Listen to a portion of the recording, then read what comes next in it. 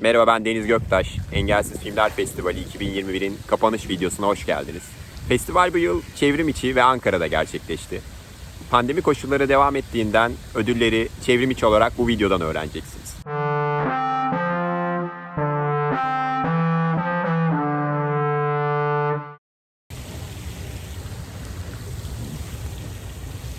Aklım sesli betimlemede tabii. Benim ilk sesli betimlenen videom olacak. Heyecanlıyım. Acaba benim hakkımda ne dedi yani ilk başta? İşte uzun saçlı, yorgun görünen bir çocuk. Garip bir kaza var. Nedense havuzda oturuyor falan. Bana ilk bu teklif kapanış töreninin sunuculuğu olarak geldi. Ben de çok heyecanlandım tabii. Görüyoruz, Avrupa'da, Amerika'da huysuz bir komedyen sunuyor. Herkese sallıyor, medyaya, tabular yıkılıyor, oyunculara sallıyor. Onlar da işte ayıp olmasın diye gülüyorlar. Ben de öyle şeyler hayal ettim. Ben de aynısını yapacağım. İşte rahatsız olup mimik yapanlar olacak. Anlamasa da gülenler olacak. Yeşim Ustaoğlu yaptığımı çok yersiz ve çocukça bulacak. İşte Ercan Kesal onun hakkında yaptığım şakayı anlamayıp yanındakine soracak. Ama öyle olmadı tabii. Pandemi. Sonunda bu videoya geldik. Bu benim yani tören sunuculuğu yapacağım diye düşünürken ilk vlogumu çekiyorum. Çok heyecanlıyım. Hoş geldiniz tekrar. Vlog çekeceğiz. Komedyen vlog.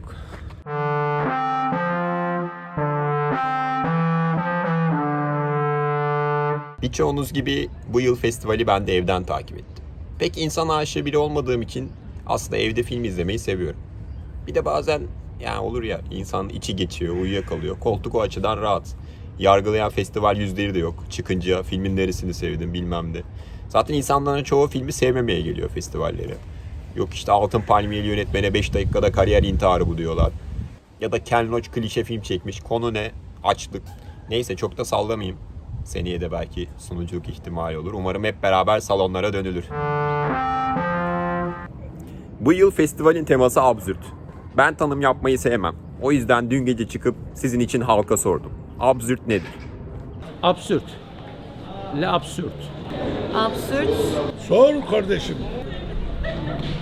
Absürt yani olmayacak şey, yani anormal bir şey. Yani anormal yapılan bir şey veya Le absürt. Absürt ne lan? yani saçma sapan bir şey. Ne absürt? Valla ben bilmiyorum. Saçma sapan gereksiz bir şeydir yani. Saçma sapan gereksiz bir şey. Son cevabım. İnsanın anlam arayışının sonuçsuz kalmasıdır. Olağan dışılık. Absürt ne? Absürt ne? Heyecan dorukta. Birazdan ödülleri öğreneceksiniz. Gerçi bilmiyorum, belki bazıları videonun ilerisine atlayıp yorumlara bu tip izlemeyin, en iyi film şu, en iyi yönetmen bu falan yazmıştır. Lütfen sizden ricam yorumlara bakmayın. Zaten çok anlamlı şeyler olacağını düşünmüyorum. İşte en iyi yönetmen ödülünü beğenmeyip uzun bir şeyler yazanlar olabilir. Ya da hayatı tek o gözlemleyebiliyormuş gibi sinema öldü falan diyen olabilir. Ya da belki dizisi Latin Amerika'ya satılmış bir oyuncunun çok büyük bir fanı Te amo me amo yazmış olabilir. Ya sizlik hiçbir şey yok. Gelin videoda devam edelim.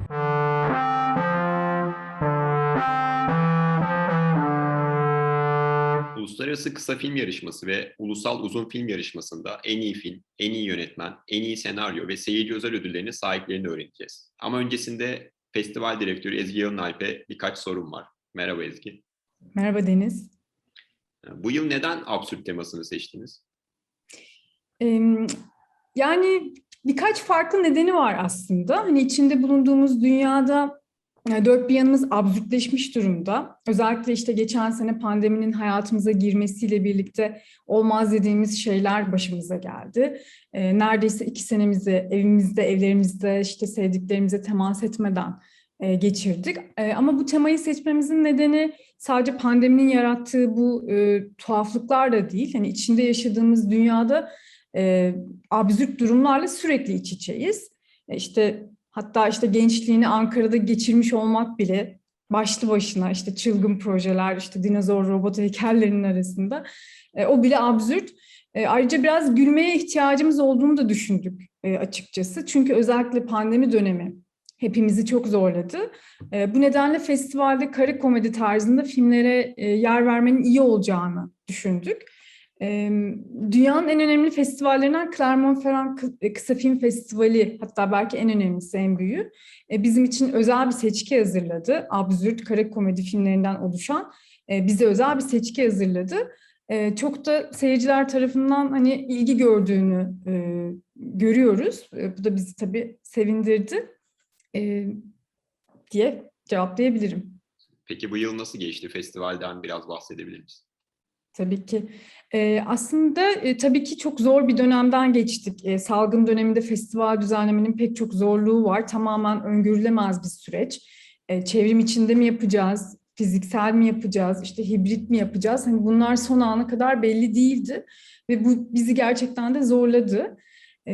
Nihayetinde de pandeminin işte devam etmesiyle birlikte hani şeysiz, konuksuz bir festival. Yani salonlarda ama konuksuz bir festival düzenlemek zorunda kaldık. Bu bizi biraz tabii hani üzdü salonlarda, çünkü sinemacılarla bir araya gelememek, onları seyircilerle buluşturamamak bizi biraz üzdü, ama seneye tabii ki salonlara döneceğimizi düşünüyoruz. Normal koşullarımıza geri döneceğimizi inanıyoruz. Çevrim için ama bir takım avantajları var. Hani geçen sene tamamen çevrim içinde düzenlemiştik. Bu sene hibrit bir model. Bir kısmını fizikselde, bir kısmını çevrim içinde gerçekleştirdik festivalin. Bunun bir takım avantajları var. Mesela hiç daha önce gitmediğimiz şehirlere yani götürme şansımız oldu. Bu filmleri oradaki seyircilerle buluşturma şansımız oldu çevrim içi festival sayesinde. Bir de bizim hani seyircimiz biraz da kırılgan olabiliyor. İşte evinden çıkamayan, engeli olan sinema severler var seyircilerimizin arasında. Onlar için çevrim içi belki daha avantajlı oldu. Hani evinden çıkamayan, işte ortopedik engeli olan birisi mesela çevrim içini daha kolay takip edebildi. Bu hani çevrim içinin sağladığı faydaların görmüş olduk aslında. Sadece biz değil, bütün festivaller için geçerli dünyadaki. Dolayısıyla bunun belki önümüzdeki dönemde devam edeceğini de düşünüyoruz. Bu tür uygulamaların, yani çevrim içi gösterimlerin, festivallerin belki bir parçası olacak önümüzdeki dönemde. Evet. Peki, geçen yılın kapanış videosunu sen sunmuştun. Doğru değil mi? Doğru. Yani bakınca izlenmeler çok düşük. Neden sence? Var mı? Yani bir takım tahminlerim var aslında. Bizim festivalde tuhaflıklar olmuyor pek. Mesela işte Oscar törenindeki gibi en iyi film ödülünü yanlış anons etsek, işte en iyi film La La Land aldı, sonra pardon işte Moonlight almış falan desek daha çok izlenebilirdi belki. Ya da mesela Cannes'daki gibi kıyafet zorunluluğu protestosu olsa, işte Cannes'da kırmızı halıda topuklu ayakkabı giymek zorundasın. Sen değil tabii, kadınlar. Bununla ilgili protestolar olmuştu. Mesela işte Kristen Stewart stilettolarını eline alıp çıplak ayak yürümüştü falan. Mesela biz de desek ki ödül törenine baklava desenli kazaklı gelemezsin. İşte sen baklavalı kazağını çıkarıp bizi protesto etsen falan, belki daha çok izlenebiliriz. Evet, ama bu yıl kendini sunmak yerine bir sunucu tuttun. Ya, destekleyen arttığı anlamına mı geliyor bu? Yani destekler yeterince artmadı aslında. Biz ödül törenini Ricky Gervais sunsun istemiştik. Ama kaşesi çok yüksekti. Bir de limuzin falan istedi. Bütçemiz yetmedi açıkçası. Biz de limuzin istemeyecek bir sunucu arayışına girdik. Sen limuzin istemem, baklavalı kazağımı giyer gelirim dedin. O yüzden tamam dedik, Deniz Göktaş sunsun. Seneye Ricky Gervais olur. Umarım ben de izlemeye gelirim. Peki bu yılın destekçileri kimler? Destekçilerimiz bizim için çok önemli tabii ki. Onlar olmadan festivali düzenlemek de mümkün olmazdı. Başta Amerika Birleşik Devletleri Büyükelçiliği olmak üzere Eskişehir Büyükşehir Belediyesi ve Sabancı Vakfı'na çok çok teşekkür ediyoruz. Onların festival için hazırladığı kısa videolar var. Onlara kulak verelim şimdi. Sevgili Engelsiz Filmler Festivali izleyicileri, bu sene festival hibrit olarak gerçekleşti. Bir taraftan çevrim içi platformlar, bir taraftan da yüz yüze gelmenin renkliliğini festivalde bulduk. Biz Sabancı Vakfı olarak tam 47 yıldır bireylerin haklardan eşit yararlandığı bir toplum vizyonuyla çalışıyoruz. Engelli bireylerin eğitimden istihdama, kültür sanata kadar eşit katılımlarını çok önemsiyoruz. Bu anlamda da Engelsiz Filmler Festivali yıllardır yarattığı ortam, kapsayıcılık yaklaşımıyla bizlere ana destekçisi. paydaşı olmak adına büyük bir güven veriyor. Birlikte olmaktan mutluluk duyuyoruz. Bu gece ödül almaya kazanan herkesi canı gönülden tebrik etmek istiyorum. Sanata erişim için yıllardır emek veren festivali canı gönülden kutluyorum. Nice festivallere, nice güzel seyirlere olması için hepinize teşekkürlerimi sunuyorum. Çok sevgili izleyiciler, Eskişehir Büyükşehir Belediyesi toplumun tüm kesimlerine hizmet etmeyi kendisine görev edinmiş bir belediyedir. Hepinizin bildiği gibi birçok alanda öncü ve örnek bir belediyeciliği amaçladık durduk yıllardan beri. Engelli bireylerin erişimi de en önemli gündem maddelerimizden biri oldu daima. Yıllar içerisinde engelli vatandaşlarımızın ihtiyaçlarına yönelik düzenlemelerle şehrimizi günden güne erişilebilir bir şehir yapmak için uğraştık. Ama bu çalışmalar sırasında gördük ki engeller sadece yollarda, binalarda, ulaşımda değil. Hemen hemen hayatın her alanında engeller var. Çok daha geniş kapsamlı bir erişebilirlik için kolları sıvamaktan başka çare yoktu. Engelli bireylere cesaret ve ilham verecek, onları sosyal ve kültürel hayatta kazanacak eğitimler ve projelerle çalışmalarımıza yön verdik. İşte Engelsiz Filmler Festivali ekibiyle de yolumuz böylece kesişti. Erişilebilir sanat herkesin hakkıdır dedik. Ve birlikte engelsiz salonlarda görme engelliler için sesli betimlenmiş, işitme engelliler için de ayrıntılı altyazı ile hazırlanan bu özel seçkileri engelli, engelsiz tüm sinema severlerle buluşturduk. 2 yıldır süregelen pandemi koşullarında da festival çevrim içi olarak devam etti durdu. Sanatın birleştiren ve değiştiren ışığı altında nice projeler üretmek umuduyla öncelikle festival ekibine yıllardır sürdürdükleri incelikli çalışma için çok çok teşekkür ediyorum.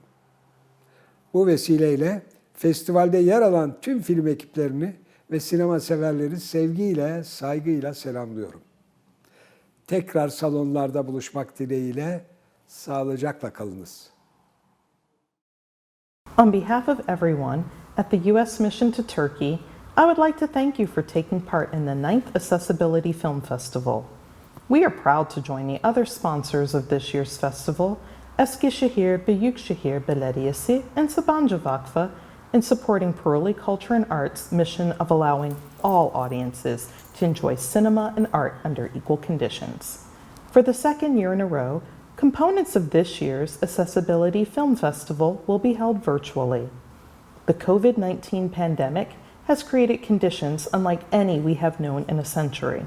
As a result, everyone has experienced some degree of unprecedented adversity. As you can imagine, the search for logical solutions to our problems has sometimes led to absurd results. Finding humor in these situations is an important part of building resilience, a quality we need now more than ever. Hence, the theme of this year's festival is timely and purposeful. Among the selections of this year's festival are films about 2 courageous American women who pushed the boundaries of what was considered acceptable for their time. Through these films' shared theme of diversity and inclusion, we come to realize that in certain contexts, conventional norms can also be considered absurd. Eşitlik ve dayanıklılığın önemini sinema yoluyla bizlere hatırlatan bütün katılımcılara minnettarız. Engelsiz Filmler Festivali'nin düzenlenmesinde emeği geçen herkese çok teşekkürler. Türkiye'de filminiz ödül alsa kime teşekkür ederdiniz? Tabii ki halka, topluma teşekkür ederim. Onların sayesinde olmuş olur yani. Yani başarı ancak halkın sayesinde olur. Yukarıdaki 3-5 kişinin yani takdiriyle olmaz tabii ki. Her zaman halk önüne gelir. Aileme teşekkür ederim. Aile desteği olmadan ödül alınmaz. Evet. Bana ilham veren herkese teşekkür ederdim. O süreçte ya da geçmişimde yanımda olan insanlara. Kesin o isimleri de biliyor olurdum. O yüzden teker teker teşekkür edebilirdim. Ödül alsanız kime teşekkür etmek isterdiniz? Abi ben bu ülkede bir şey çekmek istemiyorum yani. Gerçekten. Şartlar çok zor. Yani ben sinema okudum. Gerçekten yani o kadar zorlanıyorum ki burada. Ekonomi şartları. Yani bir şey çekmek çok pahalı. Çok çok pahalı yani. Çıkar şu kameranı lan. Abi sen niye öyle şey yaptın ki şimdi? Çıkar şu kameranı. Çıkar. Ya tamam kamera var ama ışık yok abi. Ödülleri açıklamaya başlıyoruz. Bu yıl Uluslararası Kısa Film Yarışması jürisinde araştırmacı ve kurgucu Azla Çabuni, Regensburg Kısa Film Haftası yönetmeni İnsa Vieze ve Top Shots Kısa Film Festivali yönetmeni Sidar Serdar Karakaş yer aldı. Birazdan jüri üyelerinden en iyi film, en iyi yönetmen ve en iyi senaryo ödüllerini öğreneceğiz. Ama önce benden seyircilerin oylarıyla belirlenen seyirci özel ödülünü duyacaksınız. Engelsiz Filmler Festivali izleyicilerinin oylarıyla Kısa Film Yarışması seyirci özel ödülü Anuş filmine gidiyor. Anuş? Anuş? Gel gel, gördüm seni, gel, utanma.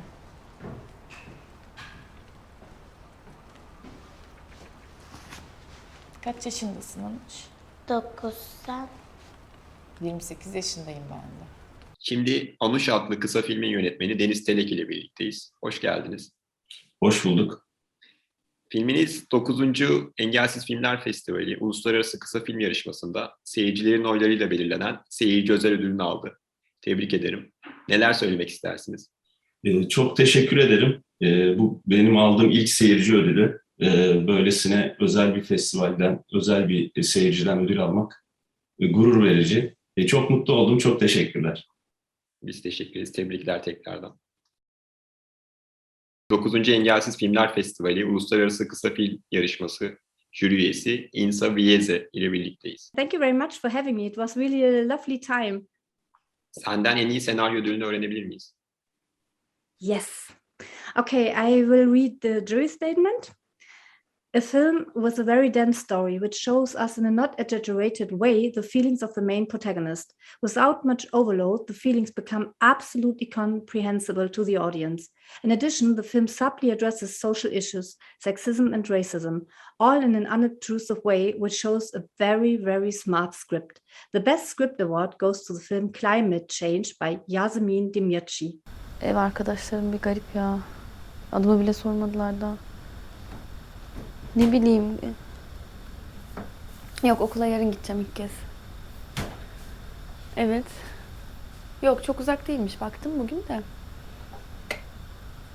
Evet, heyecanlıyım ben de.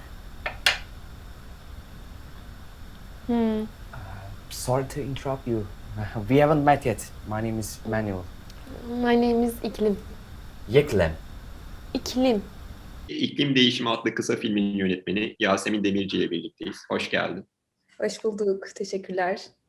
Filmin 9. Engelsiz Filmler Festivali Uluslararası Kısa Film Yarışması'nda en iyi senaryo ödülüne layık görüldü. Tebrik ederim. Teşekkür ederim. Düşüncelerini öğrenebilir miyiz? Yani düşüncelerim, çok mutlu oldum, pek beklemiyordum da. Genelde böyle hani ödül beklemediğim için her zaman böyle ben mi falan diye şaşırıyorum. O yüzden böyle ayrıca mutlu oluyorum. Çok teşekkür ederim. Senaryo ödülü almak ayrı güzel açıkçası. Çünkü yani çok emek verdik. Her sahnesi için çok uğraştık. Yani yazarken de, çekerken de. Çok mutlu oldum. Yani ekibime tekrar teşekkür ediyorum buradan. Çünkü hep yanımda oldular. Ve çok zorluk içinde, tabii kısa filmler zor çekiliyor ve zorluk içinde çekmiştik. Onlara tekrar teşekkür ediyorum. Bu kadar. Çok teşekkürler. Bütün festivale de teşekkür ederim. Jüriye de teşekkür ederim tabii ki. Bu kadar. Teşekkür ederiz. Tekrar tebrikler. Bir arkadaşım şeyi söylememi çok istedi. Deniz Göktaş'a ayıracak vaktim yok dememi istedi girdiğimde. Ben dedim ki yani ödül alacağım, yapamam dedim. Ama yaptım. Canın sağ olsun. Şimdi 9. Engelsiz Filmler Festivali Uluslararası Kısa Film Yarışması jüri üyesi Azza Çabuni ile birlikteyiz. Hoş geldin Azza. Hello.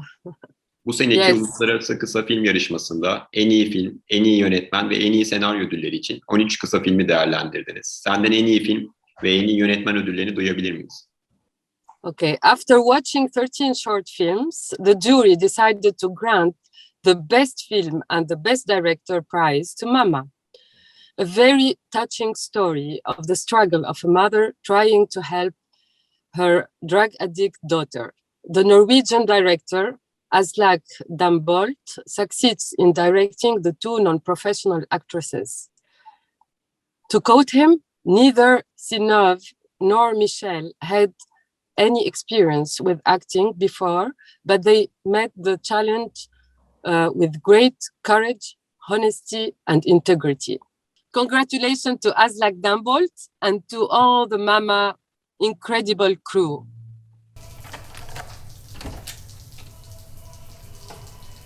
Hello, her.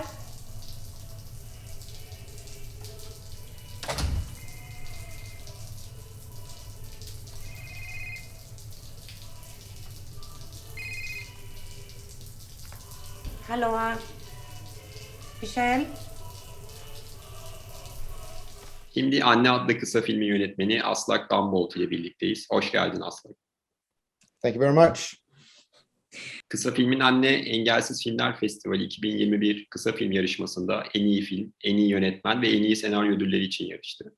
Ve yarışma jürisi senin filmini en iyi film ve en iyi yönetmen ödüllerine layık gördü. Tebrikler. Neler söylemek istersin? Wow, thank you very much. It's a great honor. I'm very honored to receive 2 awards. And on behalf of the whole crew, I just want to say a wholehearted thank you to the jury and the festival for screening the film.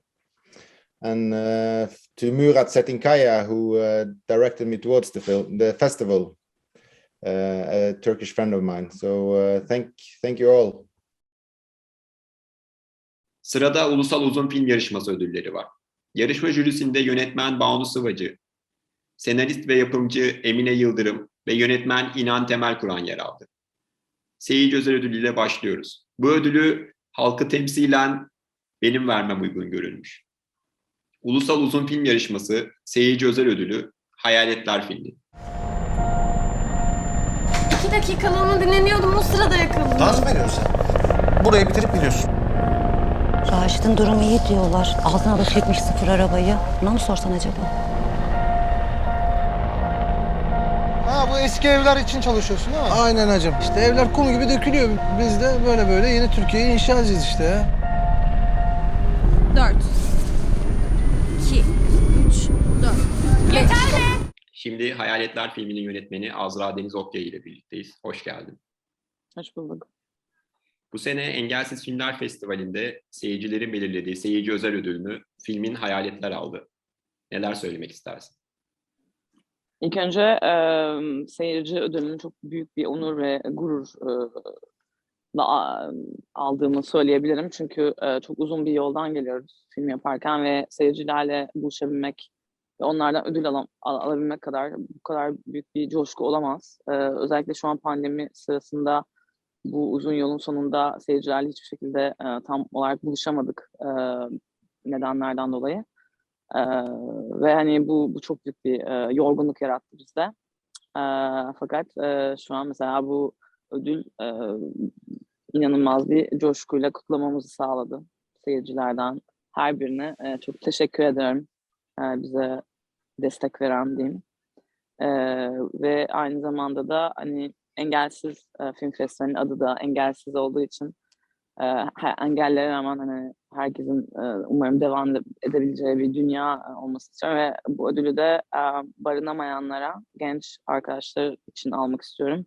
Ayrıca de İstanbul Sözleşmesi'ni savunan bütün kadın ve erkeklere adamak istiyorum. Çünkü onlar sayesinde çok daha iyi bir dünyaya gitmeye hazırlanıyoruz umarım. Tebrikler, teşekkürler.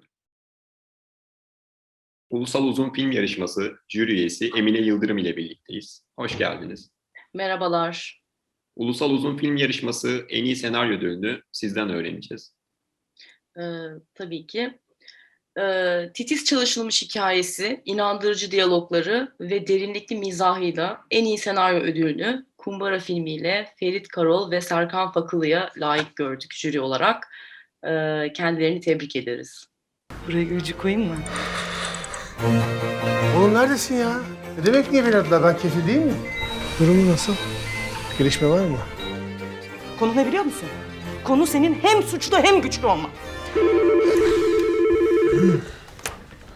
Efendim? Posta. Sana geliyor ne var? Öyle görüyorsan bunu gel. Gel buraya. Taksimetreyi çalıştırmıyor musunuz?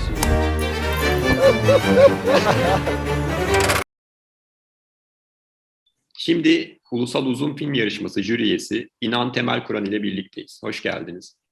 Merhaba, hoş bulduk.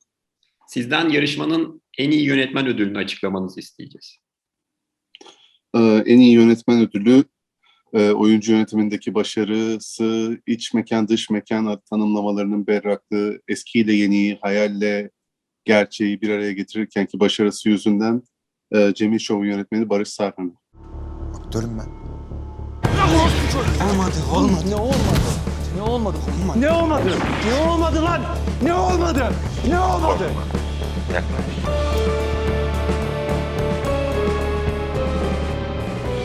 Sen bunlara layık değilsin kuzum. Bu sefilliği, bu yoksulluğu hak etmiyorsun.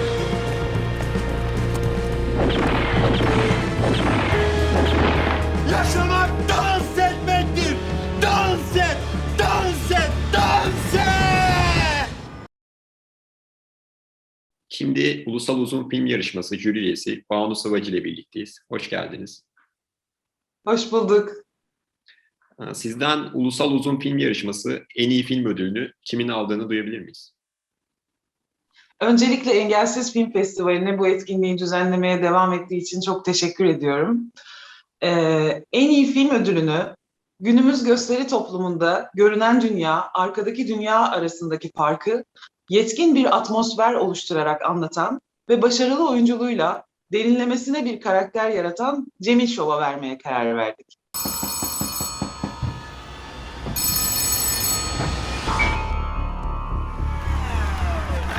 Neredesin sen?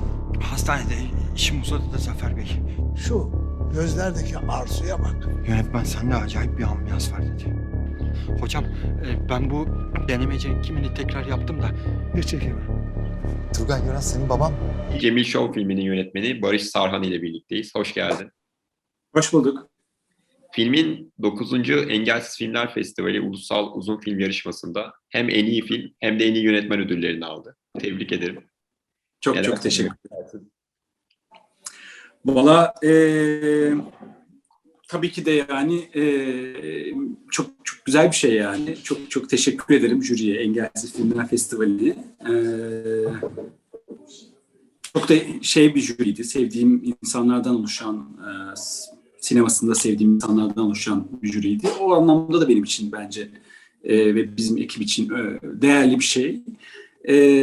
Film daha önce de festivallere katıldı. İşte küçük ödüller, farklı ödüller aldı. Ama bu aynı zamanda benim de aldığım, yani en iyi yönetmen olarak benim de aldığım bir ödül olduğu için kişisel anlamda da benim için önemli bir şey. Çünkü ilk film ve yönetmen olarak kendinizden hep şüphe duyduğunuz bir şeydir bu. Acaba yapabildim mi, acaba oldu mu dünyası. Filme verilmesinin dışında yönetmenin de verilmesi, evet sen yaptın demek gibi bir şey. O yüzden teşekkür ederim. Evet ben yapmış oldum böylece. Ve insanın ileriye yönelik yapacağı şeylerde bu yapan bir şey aslında. Gaza geçen bir şey. Onun haricinde sanat eserlerinin yarıştırılması ve o en iyi, bu en en iyi olamadı. O en iyi yönetmen tabii bir taraftan da böyle gelmiş, böyle giden bir şey. Aslında esas isteğimiz bizim tabii hani böyle seyirciyle buluşması bu işlerin. Yoksa yarışmalar çok subjektif şeyler. Ama yine de sevindirici. Çok teşekkür ederim. Biz teşekkür ederiz. Teşekkürler. Çok sağ olun. Teşekkür ederim. Pek insana aşığı değilim diyerek başladığım video ömrüm boyunca yapmadığım kadar çok Zoom görüşmesiyle devam etti. Tek bir tesellim var, o da kadraja kütüphanemin sıkıntılı kısmının girmemiş olması. Yönetmen nasıl olunur, senaryo nasıl yazılır, salaklar için sinematografi ve benzeri binlerce kitap görünmüyor. Umarım ödül alanlarla konuşma yaparken ki o hasetim de görünmemiştir. Evet, festivalde bir günde rekor sayıda Zoom görüşmesi yaptım. Ama bu sayede üretimlerine saygı duyduğum birçok sinemacıyla tanışma fırsatı buldum. Sizlerin de bu filmleri izleme şansı bulduğunuz 9. Engelsiz Filmler Festivali böylece sona eriyor. Festivalde filmini paylaşan bütün sinemacılara, gelen izleyicilere, jüri üyelerine ve tüm destekçilere teşekkür ederiz. Filmlerin betimlemelerini ve altyazılarını hazırlayan, festivalin afişini ve diğer tüm tasarımlarını yapan, basın ve sosyal medya yoluyla sizlere duyurulmasını sağlayan büyük bir ekip var. Hepsine emekleri için teşekkür ediyoruz. Önümüzdeki yıl festival 10. yaşını kutlayacak. Umarım yine salonlarda filmlerin yarın yokmuşçasına gömüldüğü, uyuyanların yargılandığı, söyleşilerde garip soruların sorulduğu bir festival olur. Sevgiler ve görüşmek üzere.